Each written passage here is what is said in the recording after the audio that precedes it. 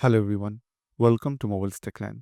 Today I'm going to show you how you can use the Irish blur effect on Photoshop.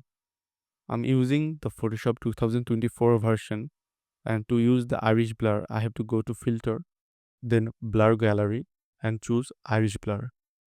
So you can see I have this oval and I can move this oval to any area of the image and the rest of the image gets blurred out. So I'll choose the oval around my character and I'm going to increase the size a bit. Also, if I hold shift, I can use it as a circle. And you can see in the middle, I have this dial and it is basically how hard I want the blur to be. I'll try my best to keep it as natural as possible and I'll hit OK. So that's it.